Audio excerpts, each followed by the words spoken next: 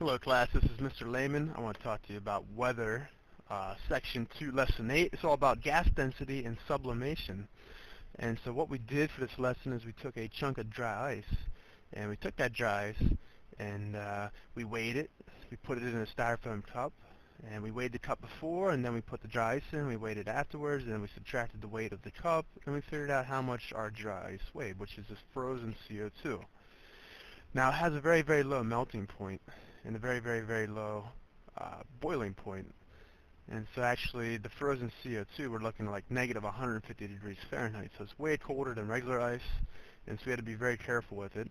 And what most of us found is you got a chunk roughly about 20 grams in mass. So 20 grams, let's assume that our mass of our dry ice is 20 grams. What we're trying to do then is to try to figure out the volume and then the density of our gas. And so starting out, CO2 as a solid, CO2 in a solid form has a density of 1.56 grams for every cubic centimeter, or for every milliliter. Alright, and so what we saw happen here is because it's so cold and the boiling point is so low, the CO2 solid, the dry ice, sublimed, and it turned directly into a gas. It actually never turned into a liquid. That's why it's called dry ice, because it never melts. It never turns into a liquid, so you never have a puddle to clean up. It goes directly into a gas. And so like I said, our goal was to figure out how much gas, how much volume this dry ice chunk would produce, and therefore what was the density of the gas. So to do that, it's a little tricky. We took a plastic bag, a garbage bag,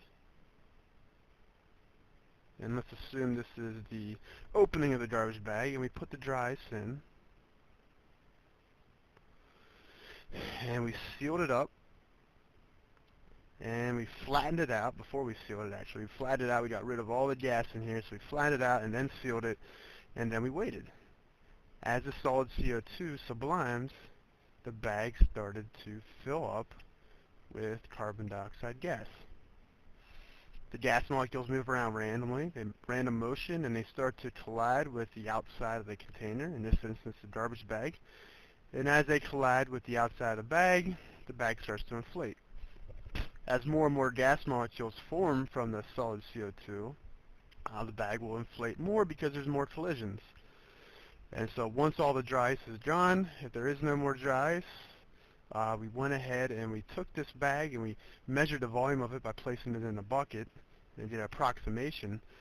And so let's pretend that it had a volume of 10 liters. So we found that our bag had a volume of around 10 liters. And so what we would do then is we would convert this to milliliters. There's 1,000 milliliters in a liter, and so you're essentially taking 10 times 1,000. We got approximately 10,000 milliliters for our volume. And so to figure out the density of the gas, we would take our mass. We said that we started out with 20 grams of solid CO2 dry ice. When it turns into a gas, we're still going to be left with 20 grams of gas as we trapped it if there's no leaks in our bag. And then the gas is taking up about 10,000 milliliters of space. And we do our density calculation, and we should have got something around 0.002 grams per milliliter. It's crazy. The density of the gas is 0.002, whereas the density of dry ice starting out, we said, is 1.56. So it's much, much, much less dense because the molecules are much farther apart.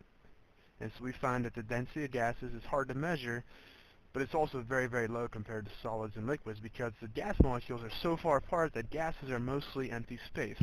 That's why we can wave objects through the air, and the air doesn't really stop it because they're so far apart from each other.